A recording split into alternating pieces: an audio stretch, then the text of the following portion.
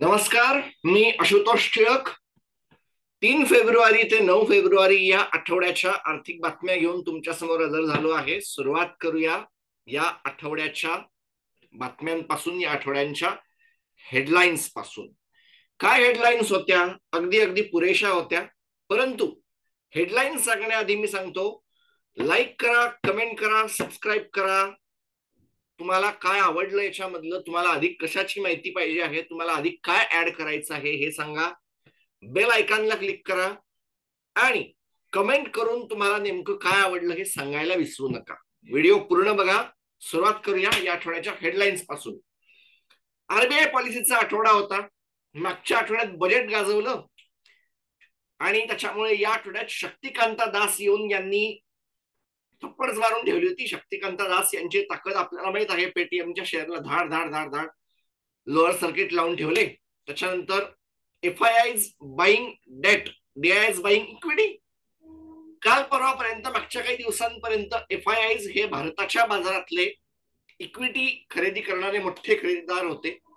अचानकपणे एफआयआयनी त्यांचा असलेला स्टेक त्या मार्केटमधला विकला आणि ते आता डेट मार्केटकडे वळतात. डीआयएस, म्युच्युअल फंड असतील, इन्शुरन्स असतील, यांनी इक्विटी मध्ये गुंतवणूक करणं लावलं आहे. एसआयपी बुक वाढून राहिली आहे. हे काय चालू आहे काय बघूया.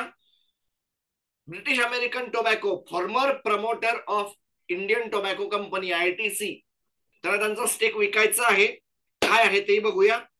सेबीचं ऍक्शन, झी बिझनेसच्या एक्सपर्टवरचं काय शिकायला मिळतं ऐकूया. States want more money from centre. आहे काय हा केस? हे सगळं एकूण काय प्रकरण काय आहे हे पण ऐकूया. गीतांजली जेम्स, मेहुल चोक्सी, ललित मोदी, मेहुल चोक्सी ही नावं ऐकली असतील तर गीतांजली जेम्स हे पण एक नाव ऐकलं असेल. त्याचं लिक्विडेशन करायचं मुंबई एनसीएलटी बेंचने मान्य केलेलं आहे. काय होईल यांचं नेमकं? मग कशा तऱ्हेने होईल? त्याचे ऍसेट्स कोण खरेदी करतील? पंजाब नॅशनल बँकेला किती पैसे मिळतील? प्रश्न आहे. स्पेक्ट्रमचं ऑप्शन उभं राहिलं आहे. सरकार पुढच्या काही दिवसांमध्ये स्पेक्ट्रमचं ऑप्शन करायला निघालेली आहे. आयआरडीए असं म्हणणं की प्रायोरिटी सेक्टर लेंडिंग जसं असतं तसं आता प्रायोरिटी सेक्टर इन्शुरन्स पण असलं पाहिजे. या आणि इतर काही गोष्टी या बातम्यांच्या ह्याच्यात बघूया. सुरुवात करूया पहिल्या न्यूजसह.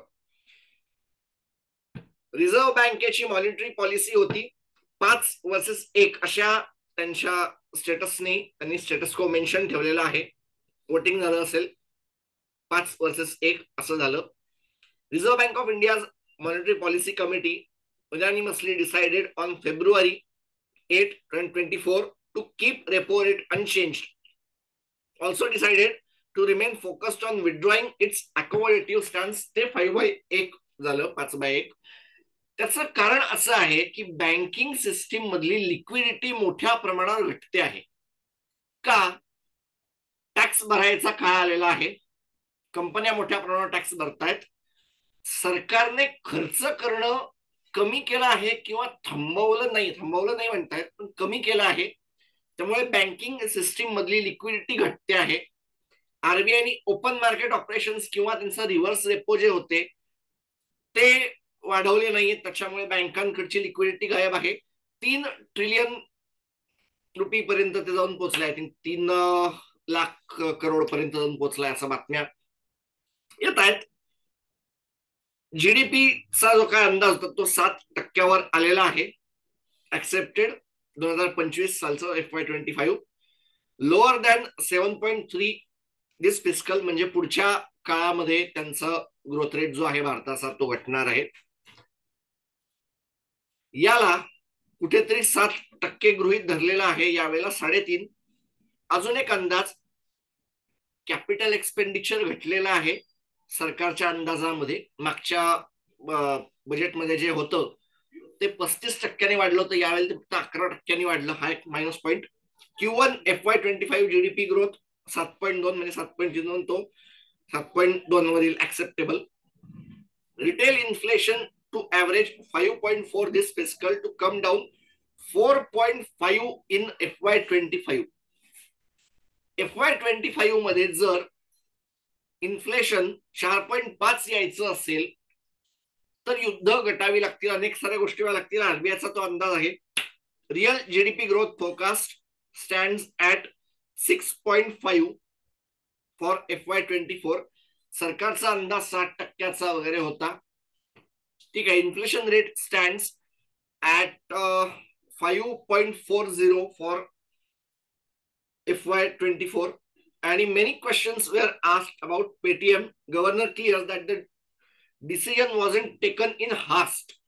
मागच्या काही दिवसांमध्ये पेटीएमच्या बद्दल खूप मोठ्या प्रमाणात त्यांना क्वेश्चन विचारले जात आहेत. घाईघाईत घेतलेला निर्णय होता का, त्यांनी सांगितलं की नाही. पेटीएम आणि या सगळ्यांना 2017 मध्ये लायसन्स मिळाले. 2018 मध्ये त्यांना पहिलं एक दणका मिळाला होता.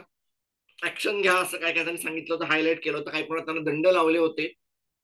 2022 मध्ये यांच्या असं सांगितलं होतं की न्यू ऑनबोर्डिंग तुम्ही बंद करा. त्याच्यानंतरही पेटीएमने काही गोष्टी लक्षातच घेतल्या नाहीत आणि आता त्यांचं पार जवळपास बंद झालेलं आहे. आणि एक अजून जी हायलाइट झालेली आहे सगळ्यांची ती अशी आहे की आरबीआयने जर यांना परमिट नाही केलं तर यांचा युपीआयचा बिझनेस देखील बंद होणार आहे, की ज्याच्या बिझनेसच्या बळावर हे सगळं चालेल.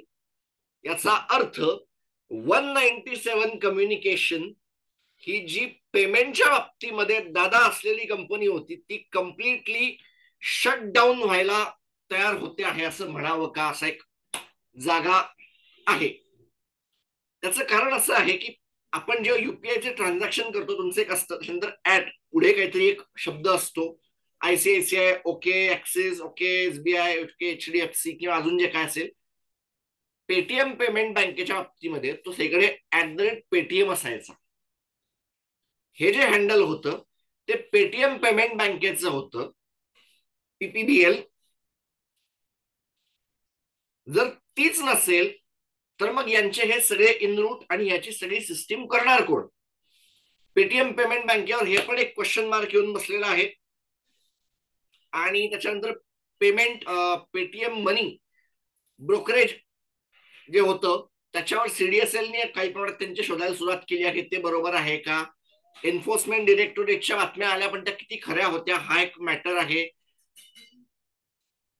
मोठे विजय शेखर शर्मा जाऊन आले फायनान्स मिनिस्ट्रीकडे, त्यांना 10 मिनिटात बाहेर काढलं गेलं की आरबीआयशी बोला. नमस्कार, त्यांनी ऍक्शन घेतलेली आहे. बातम्या वेगवेगळ्या येतात. आत्तासाठी तर हेच योग्य आहे की फारशी त्याच्यावर मोठ्या प्रमाणावर काय त्याला शब्द वापरता येईल, अफवा न पसरवणं आणि 29 फेब्रुवारी या तारखेची वाट बघू. That's it. चलूया पुढच्या बातमीकडे. काय होतं बरं. DII stake in Indian market increase. DII's money may surpass FII's. डिसेंबर 2018 DIIचा स्टेक होता 13.7%. FIIचा होता 19.6 2023च्या डिसेंबरला. Now DII's hold 15.96, FII's hold 18.1. म्हणजे FII's मागच्या 1 ते 1.5 वर्ष इक्विटी मार्केटमधून बाहेर पडत आहेत, DIIला जागा करून देत आहेत. आणि म्हणूनच मागच्या काही दिवसामध्ये मोठ्या प्रमाणात बातम्या आपण अशा ऐकल्या की एसबीआय म्युच्युअल फंड इन्क्रीज करतोय, आयसीआयसीआय म्युच्युअल फंड मोठ्या बँकांमध्ये 9.9% स्टेक इश्यू करतो आहे, LIC HDFC बँकेमध्ये स्टेक घ्यायला पुढे येते आहे, HDFC बँकेच्या म्युच्युअल फंडाच्या इन्शुरन्स कंपन्यांना इतरांना सगळ्यांना स्टेक घ्यायची परमिशन मिळते आहे काही मोठ्या बँकांमध्ये. या सगळ्या गोष्टी समोर दिसत आहेत. इक्विटी मार्केटमधून DIIs बाहेर पडतात. त्यांच्यासाठी आता FIIs साठी डेट मार्केट अट्रॅक्टिव्ह ठरायला लागलं. In January 2024 foreign portfolio investors FPIs invested over 19,800 crore in India's debt market, the highest money monthly inflows in over 6 years. This increase is attributed to the inclusion of Indian government bonds in the JP Morgan index. JP Morgan index मुळे passive investors येतील पण active index वाले पण यायला तयार असले हो. Active वाल्यांनी ऑलरेडी सुरुवात केलेली आहे, हे तर होणार होतं, एवढं फास्ट होईल याचा अंदाज नव्हता. अजून एक याच्यामध्ये असं आहे की SIP book stand at 18,800 crore in January. Total SIPs stand 7.92 crore, म्हणजे जवळपास 7,92,00,000च्या SIPs, लाख अमाऊंटच्या SIPs, अमाऊंट नाही म्हणता येणार तेवढ्या SIPs येऊन उभ्या राहिल्या.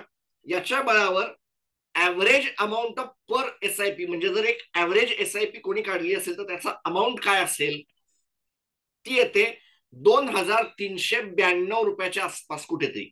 तेवढ्याची SIP पर धरली तर तो आकडा होतो 18,800 करोड रुपयाची SIP बुक ज्या वेळेला उभी राहते भारताच्या बाजारामध्ये, ती घेऊन DIS कडे भरपूर पैसा असणार असतो. DIS त्याला घेऊन भारताच्या बाजारामध्ये हा 15 काय 16, मला असं वाटतं की 20% जरी आता DISचा स्टेक झाला तरी तो फार छोटा म्हणावा लागेल. कुठे ना कुठे त्यांना जावं लागेल. भारताच्या बाजाराची ही एक सुरुवात आहे आणि मला असं वाटतं की याच्या पुढे भारताच्या बाजारातले सगळ्यात मोठे इक्विटी इन्व्हेस्टर्स हे म्युच्युअल फंड असतील, याच्यामध्ये काही शंका नाही. FPI pulled out Indian equities worth 25,743 crore last month owing to surging bond yield in the US. होतं असं आहे की अमेरिकेमध्ये बॉन्ड यील्ड्स वाढतायत. आपले सगळ्यांचे लाडके जेरोम पॉवेल यांनी सांगितलं आहे त्यांच्याकडच्या मॉनिटरी पॉलिसीमध्ये की आम्ही काय मार्चच्या महिन्यामध्ये पण करणार नाही. कोणी सांगितलं आम्ही मार्च मध्ये करणार आहोत. मार्केटचं प्रतिक्रिया एक्सपेक्टेशन धुळीला गेल्या, पुढे सरकलं. कर्ज तर फेडावं लागतं, त्याचं घेतलेलं व्याज तर कुठे ना कुठे द्यावं लागतं, त्याच्यामुळे ते गुंतवणूक काढून ते व्याज फेडण्याचा एक प्रयत्न म्हणून म्हणावं लागेल. ते आहे FPIs made a net investment of 19,836 crore in debt market. गंमत बघा, DII साठी असलेलं SIP बुक हे 18,800चं आहे आणि FPIचं net investment in debt market ही जवळपास त्याच्या आसपास आहे. फक्त 1,000 करोडचा बारीकसा फरक उभा राहतो. मार्केट जवळपास बॅलन्स होत आहे. कुठेतरी भारताच्या बाजारामधले हे दोन्हीच्या दोन्ही साईड इक्वल व्हायला आलेली आहे आणि या बाबतीमध्ये माझा आणि चंद्रशेखर टिळक सरांचा JP मॉर्गनच्या बाबतीमध्ये बोललेला पॉडकास्टमध्ये मला आठवतं, त्यांनी याच्या बाबतीमध्ये बोललं होतं की कुठेतरी याची एक जी इन्व्हेस्टमेंट होईल ती नवीन पैसा येणार नाही आणि आत्ताचा असलेला पैसा काढूनच डेट मार्केटमध्ये वळवला जाईल. त्यावेळेला मला खरं तर थोडं आश्चर्य वाटलं होतं की असं का, पण आता त्या सरांचं ते प्रेडिक्शन कदाचित खरं होताना मला समोर दिसतं आहे. जरूर, म्हणजे खरं आहे. कोणी स्वतःच्या घरातला वेगळा पैसा का करेल. British American tobacco want to sell ITC. सन 1900 पासून होल्ड केलेला हा स्टेक आहे ब्रिटिश अमेरिकन टोबॅकोचा. याला इम्पिरियल टोबॅको कंपनी असायचं सुरुवातीचं नाव होतं ITC. त्यांनी त्याच्यामध्ये वेगवेगळ्या नावांनी ते होल्ड केलेले होते. झालं असं आहे की आता या ब्रिटिश अमेरिकन टोबॅकोच्या डोक्यावर कर्ज आहे. डेट टू इक्विटी रेशो हा 58.1चा पडतो. काय समोर येतं डेट, टोटल डेट जे येतं ते 39.2 बिलियन युरो, 39 किंवा 40 बिलियन युरोच्या आसपासचं कर्ज येतं. अराउंड 5 बिलियन युरोचं कॅश अँड कॅश इक्विव्हॅलंट गृहीत धरलं तरी हे डेट फार मोठं येतं आणि त्यामुळे ते कुठेतरी विकायचं आहे. आणि याच्यामध्ये एक फार इंटरेस्टिंग नाव येतं GQG पार्टनर्सचे. आय थिंक जैन म्हणून एक होते ज्यांनी अदानी एंटरप्राइज, अदानींच्या वरती ज्या वेळेला हिंडनबर्गची धाड येऊन पडली, धाड मोठी, त्यावेळेला त्यांचे अनेक सारे शेअर खरेदी करण्याचा जो सपाटा लावला होता हे तेच जैन GQG वाले. आणि त्यांनी असा प्रयत्न चालवला होता की 5% त्याच्यामध्ये बॅटमध्ये त्यांनी स्टेक होल्ड केला होता. त्यांचं असं म्हणणं की तुम्ही तुमचं कर्ज फेडा आणि आम्हाला डिव्हिडंड वाढवून द्या. डिव्हिडंड ते उत्तम देत आहेत. आय थिंक $1.5 पर, नाही सॉरी, €1.5 पर शेअरचा ते डिव्हिडंड देत आहेत. परंतु त्यांचा आलेला अजून नवीन माणूस आहे तो म्हणतो की आमचा असलेला 29% स्टेक आम्ही विकायला तयार आहोत. कसं आहे की आयटीसीचं जे युनिट आहे स्टेक हॉटेल मधला आयटीसी हॉटेल्स, तो डिमर्जर होतो आहे आणि तशी प्रोसेस असं ऐकू येत आहे की ते बऱ्यापैकी पूर्ण झालेली आहे आणि आता लिस्टिंगसाठी तयार होते आहे. अशा सगळ्या परिस्थितीमध्ये होणार हे आहे की ब्रिटिश अमेरिकन टोबॅको या यांच्या फॉर्मर प्रमोटरच्या खिशामध्ये एक हॉटेल कंपनीचा स्टेक येतो आहे आणि म्हणून पॉसिबिलिटी अशी आहे की यांच्या विक्रीची सुरुवात हे त्या हॉटेल युनिटच्या याच्यामधून करतील आणि जर तसं झालं तर 40% जे खिशात ठेवणं आहे ते आयटीसी कदाचित करणार नाही, यांच्याकडून तो स्टेक खरेदी करेल आणि तो इतर कोणाला तरी विकेल. भरपूर साऱ्या गोष्टी या सेगमेंटमध्ये घडायच्या आहेत असं माझं म्हणणं आहे.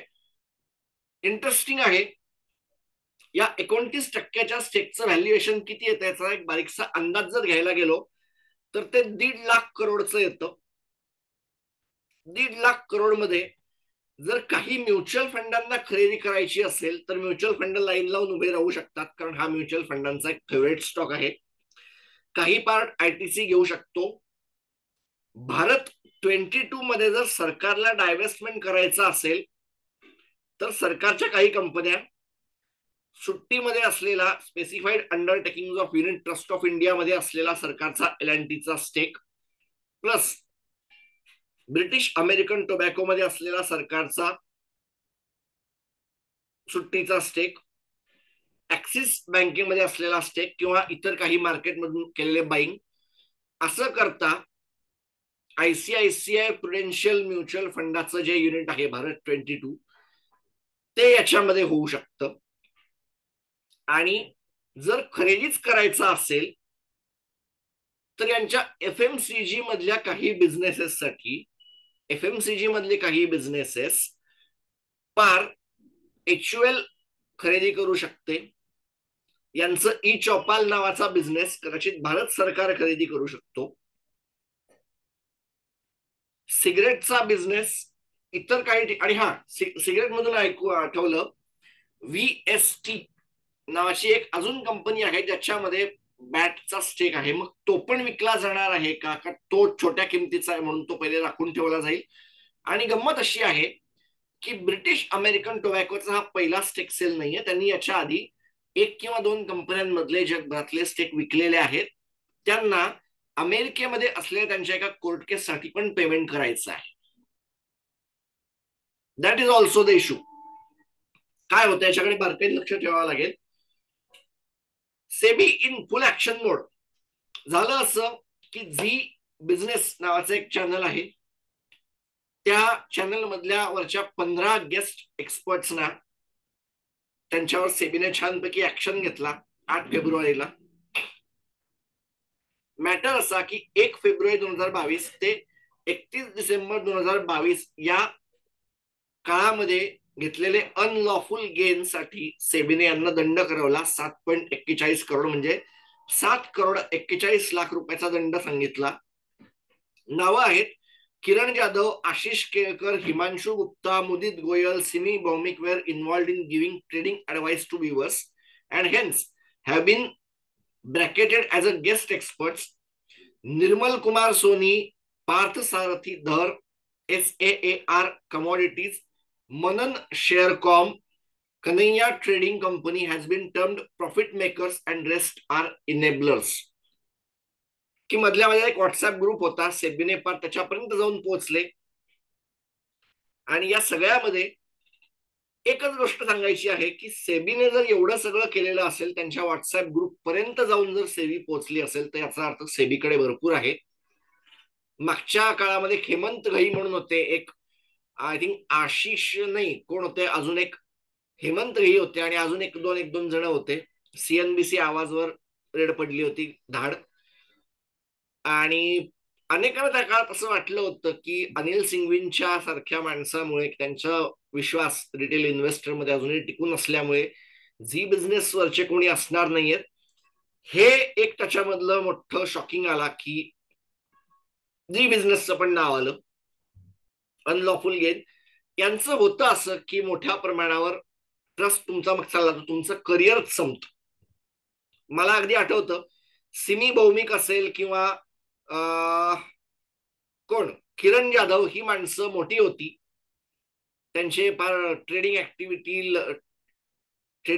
होत्या, ते पब्लिकला ट्रेडिंग शिकवायचे, मोठे मोठे सेमिनारच्या जाहिराती असायच्या. याच्यामध्ये अनेक साऱ्या रिटेल इन्व्हेस्टरला वाटलं पण नसेल की असं काहीतरी होईल, आणि ते झालं.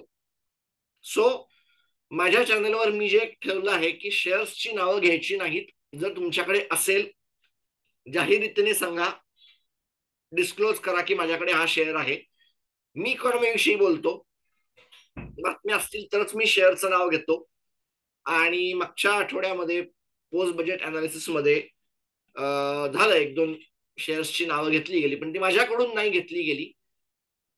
त्या एक्सपर्ट्सला मी याच्या पुढे फारसा करीन, त्यांना किती बोलीन मला माहित नाही, परंतु याच्या पुढे सेबीच्या सर्व नियमांचं पालन होईल. माझ्याकडे आहे असलेला माझा परमिशन, ते तुम्ही बघता सुरुवातीला. पुढच्या बातमीवर चलूया. सेबीचं ऍक्शन तर होतीच, अजून काय काय ऍक्शन होत्या बरं? फाईट ओव्हर टॅक्स मनी. आपण सगळे इन्कम टॅक्स भरतो, त्यातून केंद्र सरकार काही टॅक्स हा राज्यांना पण देतं. झालं असं की साऊथ इंडिया मधली काही राज्य, कर्नाटक, केरळ, तामिळनाडू, काही प्रमाणात पश्चिम बंगाल, यांच्या बाबतीमध्ये असं झालं की त्यांचं म्हणणं, जर लोकसंख्येच्या प्रमाणात तुम्ही देणार असाल टॅक्स, तर आम्ही आमच्या लोकसंख्येवर नियंत्रण आणणं ही आमची चूक आहे का? उत्तर प्रदेश, बिहार सारख्या राज्यांना मोठ्या प्रमाणावर टॅक्स मिळणं ही त्यांनी स्वतःची लोकसंख्यामुळेच आवर्ती न घेतल्याचं त्यांना मिळालं एक बेनिफिट आहे का, असं त्यांचं म्हणणं आहे. मग तुम्ही आम्हाला का देत नाही? काहींनी तर हे पण मांडून दाखवलं की स्वातंत्र्याच्या नंतर यांनी एवढे एवढे हजार करोडचा टॅक्सचं जे त्यांना मिळणं अपेक्षित होतं सरकारकडूनची मदत, ती गमावली आहे. त्यांच्याकडून इतके प्रमाणात झालेले खासदार कमी झाले, हे झालं ते झालं, हे हे सगळं मांडलं गेलं. आणि यावेळेला ते हायलाइट होण्याचं कारण हे की 15वा फायनान्स कमिशन तर उभं राहिलं, परंतु याच्यामध्ये राज्यांना 41% टॅक्स स्लॅब किंवा त्यांना टॅक्सचा शेअर जो झाला तो 41% झाला. आणि काहींचं म्हणणं इन रियालिटी वेगवेगळ्या कारणांमध्ये करून त्याच्यामध्ये पण खूप मोठ्या प्रमाणावर तफावत आहे.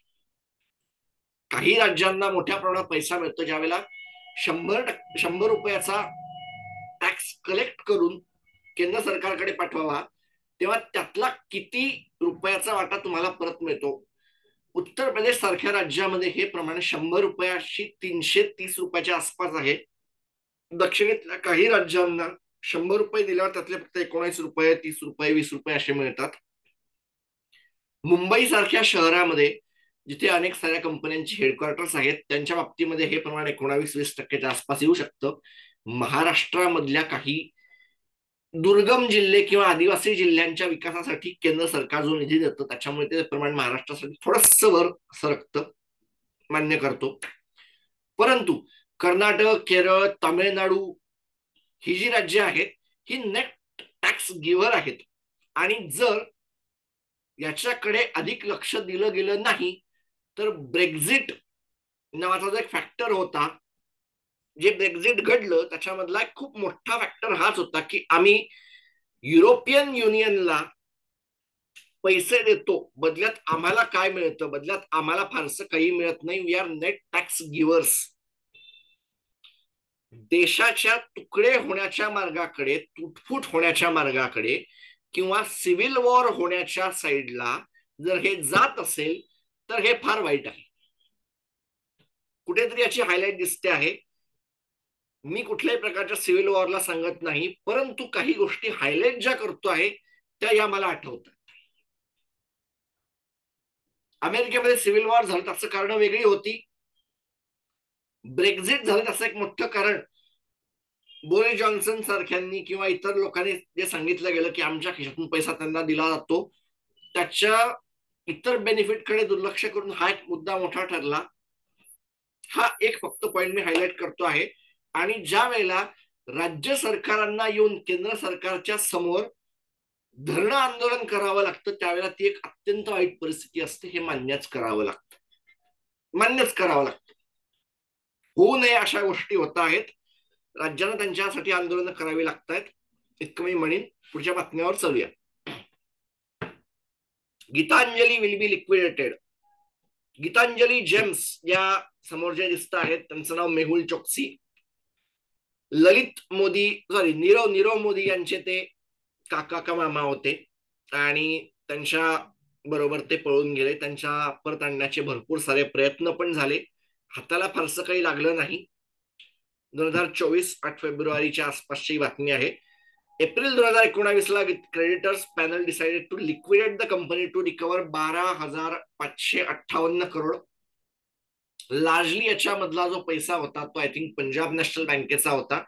यातले किती रुपये परत मिळू शकतील हा एक खरंच मुद्दा आहे. आय डोंट नो, बट बघावं लागेल की काय मिळतं आहे. आणि जेम्स अँड ज्वेलरी असल्यामुळे कदाचित त्याचा मधला लिलाव काहींमध्ये होऊ शकतो, एखादं मोठं मौल्यवान निघू शकतं, तसा मोठा लिलाव मांडला जाऊ शकतो. मागच्या काही याच्यामध्ये अल्टरनेट इन्व्हेस्टमेंट फंडाच्या बाबतीमध्ये याचा हा जो एक सेगमेंट आहे जेम्स अँड ज्वेलरी, त्याने किती रिटर्न दिला आहे मला नाही माहिती. परंतु जेम्स अँड ज्वेलरीचं जे एक मार्केट आहे ते चालणाऱ्यातलं मार्केट आहे असा माझा अंदाज आहे. सो कदाचित बऱ्यापैकी निघू शकतं. जनरलच्या याच्यामध्ये बँकांना जो एक हेअर कट घ्यावा लागतो मोठा, माझा असा अंदाज आहे की फार मोठा नसेल किंवा बऱ्यापैकी ब्रेक इव्हनच्या आसपास बँका पोहोचतील असं मला म्हणायचंय. बातमी बँक्रप्सीशी जवळ माझ्या बऱ्यापैकी अभ्यासामध्ये असलेला भाग म्हणून ऍड केलं. Spectrum option 800, 900 megahertz, 1800 megahertz, 2100 megahertz, 2300 megahertz, 2500 megahertz, 3300 megahertz आणि 26 गिगाहर्ट्ज असे ते स्पेक्ट्रम बँड. त्याचा बेस्ट प्राइस ठेवला गेला 96,317.65 करोड. आता मुळात मॅटर काय झालेला आहे की स्पेक्ट्रमचे ऑप्शन्स हे अशा कंपन्यांना होणार आहेत किंवा अशा कंपन्यांकडून काही घेऊन होणार आहेत की ज्यांनी बँक्रप्सी पण जाहीर केली, त्यांच्याकडचा स्पेक्ट्रम घेऊन पुढे सरकवला जाईल. जेवढ्याची गरज आहे फक्त तेवढाच घेतला जाईल. मला त्याच्यामुळे असं वाटतं की या स्पेक्ट्रम ऑप्शन मध्ये फारसा काय प्रतिसाद मिळणार नाही. आणि 26 गिगाहर्ट्जचा जो एक स्पेक्ट्रम आहे तो कदाचित सॅटकॉम साठी वापरला जाऊ शकतो का, हा एक मॅटर आहे. 5G जे होतं, 5G ची सुरुवात किंवा त्याचे रेट ठरवून त्याचं कमर्शियलायझेशन होणं, त्याच्यावरती हा एक आहे. आणि मुळात भारताच्या बाजारामध्ये आता फारशा कंपन्या उरलेल्या नाहीत, त्याच्यामुळे अशी मोठी जी एक स्पर्धा जी होणं अपेक्षित असतं ते फारसं काय होणार नाही.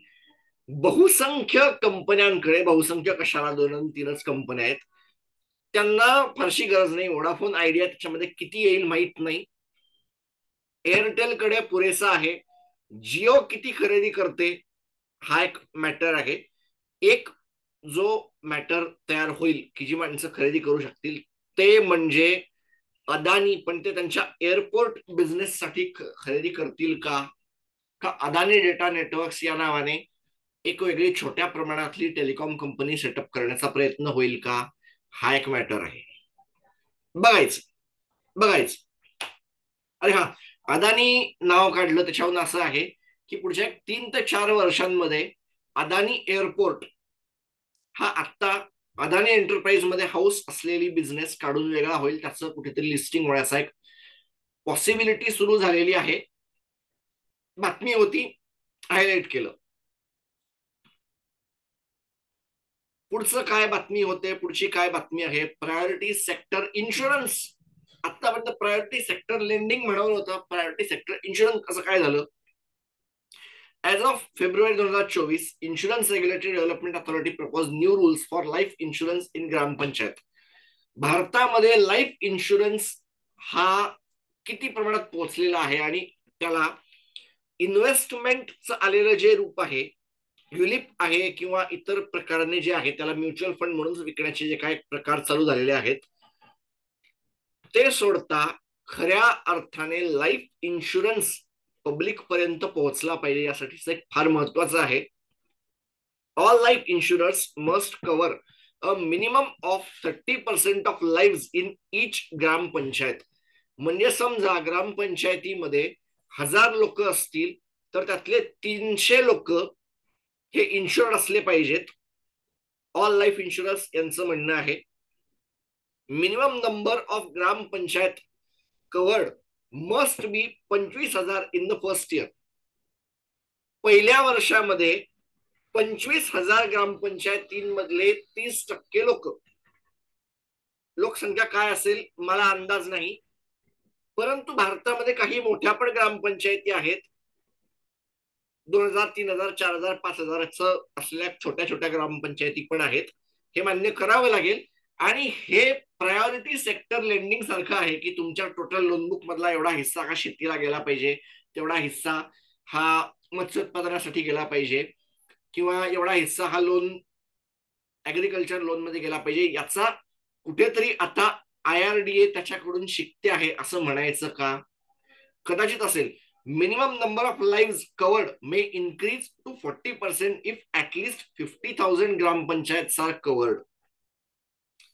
हे जर असेल तर मग भारत आता मोठ्या आणि मॅच्युअर होण्याच्या मार्केटकडे चालला आहे का?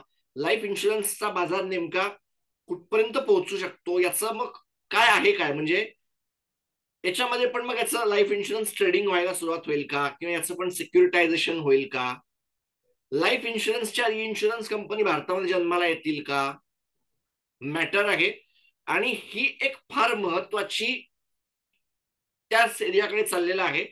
आणि भारताच्या डेट मार्केट मध्ये ज्या वेळेला ऍक्टिव्ह इन्व्हेस्टर्स एंटर करत आहेत, फॉरेन इन्व्हेस्टर्स एंटर करत आहेत, आणि ज्या वेळेला भारत सरकार किंवा RBIनी त्यांना लागेल असे इन्व्हेस्टमेंट प्रोडक्ट्स आणायला सुरुवात केली आहे. 50 वर्षाचा जो त्यांना लागणारा मोठ्या साईजचा इन्व्हेस्टमेंट करायला योग्य असलेला बॉन्ड लागतो तो एक अवेलेबल होतो आहे असं ज्या वेळेला आपण म्हणतो त्यावेळेला हे अजून हायलाइट होतं. भारताचं लाईफ इन्शुरन्स बाजार आता छोटा राहिलेला नाहीये. आणि हे जर होणार असेल तर कॉस्टचं काय? कारण जगभरामध्ये इन्शुरन्सच्या कॉस्ट वाढत आहेत, पण ऍट द सेम टाइम जगभरामध्ये काय म्हणतात कंपाऊंड रेशो जो एक असतो तो कुठेतरी एक बेटर होण्याकडे वाटचाल करतो आहे. कारण जगभरामध्ये एकेकाळी लोअर इंटरेस्ट रेटचा रिजीम होता, कंपन्यांना इंटरेस्ट रेट म्हणून फारसं मिळत नव्हतं. आता झालं असं आहे की या कंपन्यांना त्यांच्या गुंतवणुकीमधूनही लाभ मिळणं चालू आहे. जगभरचे कॅपिटल मार्केट देखील मोठ्या प्रमाणावर गुंतवणूक करत आहेत. भारतीय इन्शुरन्स कंपन्या अल्टरनेट इन्व्हेस्टमेंटकडे वळतील का, हा एक याच्यामधला हायलाइट करायचा पॉइंट माझ्या लक्षात येतोय म्हणून मी त्याला हायलाइट करतोय. बघूया पुढच्या याच्यात जाऊया. इंडायसेस अँड कमोडिटीज शेवटच्या भागाकडे आपण येतोय. BSE सेन्सेक्स 71,595.49 वर बंद झाला. जवळपास नाही 1% डाऊन. निफ्टी बऱ्यापैकी स्थिर होता. 21,782.50 याच्यावर बंद झाला. 0.5% डाऊन, 0.5% खालती आला होता. त्याच्यानंतर निफ्टी IT 37,699.25 वर बंद झाला. जवळपास 1% अप होता ग्रीन मध्ये. 20,203.30 पूर्णांकावर निफ्टी फायनान्शियल सर्व्हिसेस बंद झाला. जवळपास 1% डाऊन. त्याच्यानंतर पुढचं आहे बऱ्यापैकी लाल ग्रीन असं हे दिसतं आहे. निफ्टी बँक याच्यामध्ये होता 45,634.55, 0.5% जवळपास डाऊन तो बंद झाला लाल मध्ये. 22,913.80 पॉइंटवर निफ्टी प्रायव्हेट बँक इंडेक्स बंद झाला. 2.25% आसपास घट त्याच्यामध्ये मागच्या आठवड्याभरामध्ये नोंदली गेली.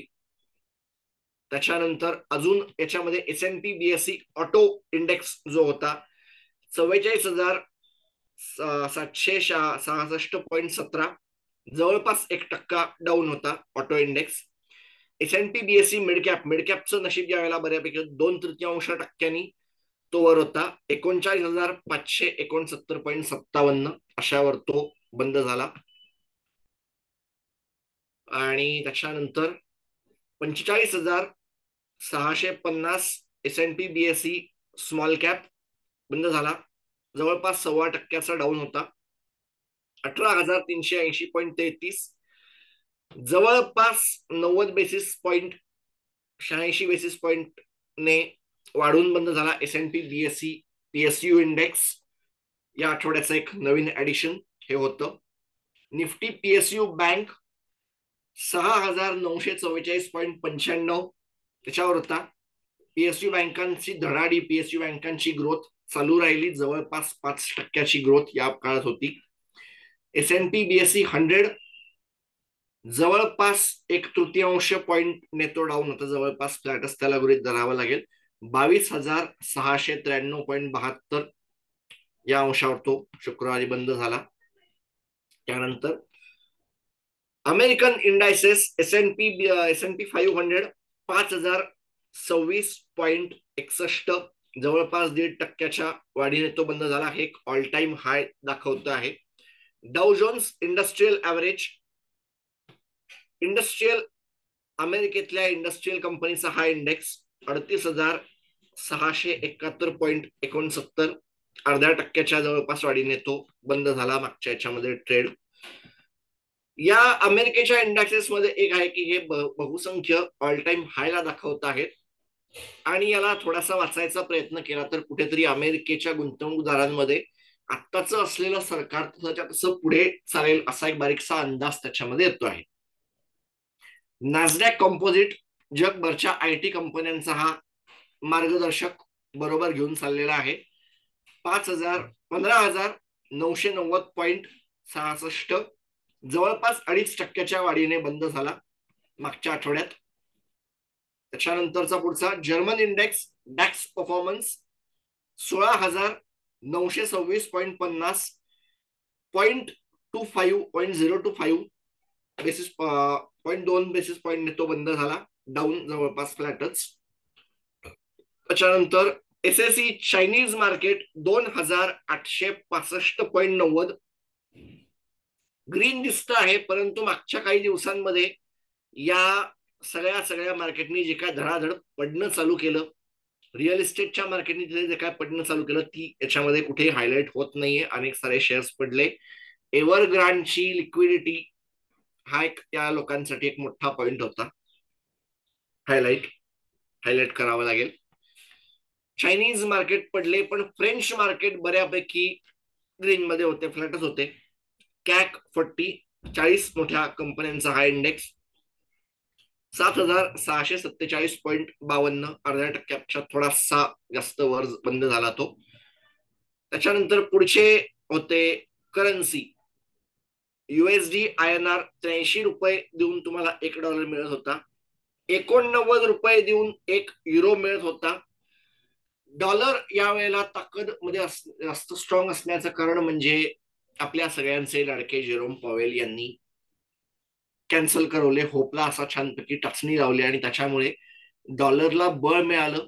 व्याजदर चढेच असल्यामुळे जगभरच्या बाजारांमधून त्यांच्या करन्सी मधल्या त्यांचे इक्विटी इन्व्हेस्टमेंट वगैरे विकून अमेरिकेकडे सुरू झालेला जो ओघ होता त्याच्यामुळे कुठेतरी डॉलरला बळ मिळालं असं म्हणायला जागा आहे. WTI क्रूड, ज्याला तुम्ही WTI क्रूड म्हणता, वेस्ट टेक्सास इंटरमिजिएट म्हणता, नायमेक्स म्हणतात, ते $76.60 देऊन $1 तुम्हाला मिळत होता. ब्रेंट क्रूड साठी तुम्हाला जवळपास $81 मोजावे लागत होते. युद्ध चालू होती त्याच्यामुळे हा एक फॅक्टर होता. हेनरी हब नॅचरल गॅस असा जो काय होता, जवळपास $2 देऊन तुम्हाला ब्रिटिश MMBTU 1 युनिट मिळत होतं. आणि याच्यामध्ये 10% जी काय एक लोअर पार्ट होता तो जगभरातलं मोठं गॅस जे तयार होतं ते त्या रेडसीच्या आसपास तयार होतं आणि त्याची वाहतूक जी होते ती त्या भागातून होते. त्याला एक मोठा हा फॅक्टर म्हणावा लागेल. अमेरिकेच्या सैनिकांनी त्या भागात केलेल्या ऍक्शनमुळे त्याचा जो एक भाव वाढलेला होता तो घटायला लागला आणि अमेरिका कुठेतरी जगभरच्या बाजारामधला एक मोठा गॅसचा सप्लायर व्हायला लागला आहे. त्याचा हा एक फॅक्टर होता आणि त्यामुळे अमेरिकेमध्ये मुळात गॅस कंट्रोलमध्ये राहायला सुरुवात झाली, असं आपण एक हायलाइट करता येईल. पुढचा भाग आहे की गोल्ड, सोनं खरेदी करायला तुम्हाला 62,380 रुपये द्यावे लागत होते 10 ग्रॅम, आणि चांदीचा भाव होता 1 किलोला 71,040 रुपये. या होत्या या आठवड्याच्या आर्थिक बातम्या. पुन्हा भेटूया, तोपर्यंत नमस्कार.